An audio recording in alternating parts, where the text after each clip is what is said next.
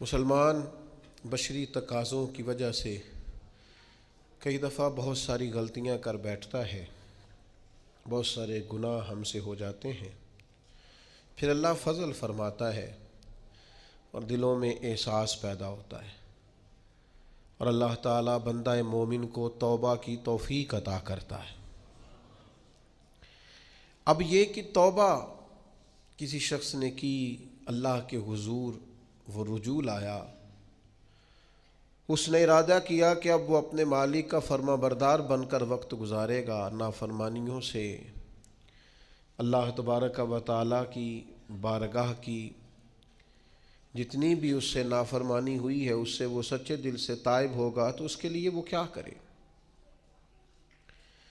توبہ کے بعد کیا شرائط ہیں اور کیا ضروریات ہیں جس کے بعد وہ سمجھے کہ اب میں اس رستے کا مسافر بن گیا ہوں جو رستہ اللہ کی رضا کا رستہ ہے، حضور علیہ الصلاۃ والسلام کی اتباع اور پیروی کا رستہ ہے، وہ رستہ ہے جو جہنم سے بچا کے جنت کی طرف لے کر کے جائے گا۔ تو قرآن مجید نے سورہ نساء کے اندر توبہ کرنے والوں کی بابت ارشاد فرمایا کہ توبہ کرنے کے بعد والی زندگی کیسی ہو، توبہ کی شرائط کیا ہیں، توبہ کن بنیادوں پر ہے۔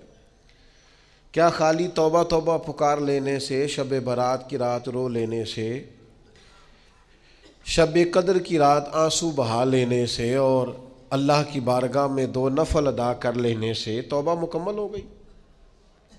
تو قرآن مجید نے یہاں توبہ کا ذکر فرمایا، اگرچہ پیچھے جو آیات ہیں اس میں تذکرہ منافقین کا ہو رہا ہے کہ منافق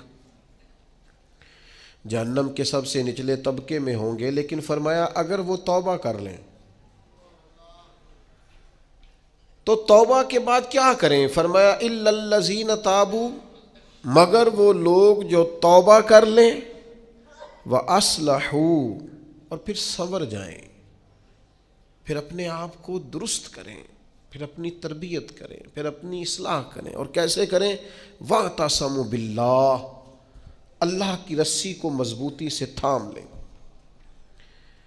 اللہ کے ساتھ جڑ جائیں، رب رسول سے رشتہ مضبوط کر لیں۔ اور اس مضبوطی کا رنگ کیا ہوگا؟ فرمایا وَأَخْلَصُوا دِينَهُمْ لِلَّهِ، اپنا دین خالص اللہ کے لیے کر لیں، اس میں لوگوں کو دکھانے کا، اس میں دنیا داروں کو راضی کرنے کا، اس میں تصنع کا، بناوٹ کا کوئی شائبہ نہ ہو۔ وَأَخْلَصُوا، خالص کر لیں اپنا دین، کس کے لیے؟ للہ، اللہ کے لیے اپنا دین خالص کر لیں۔ یہ شرائط بتائی جا رہی ہیں توبہ کے بعد۔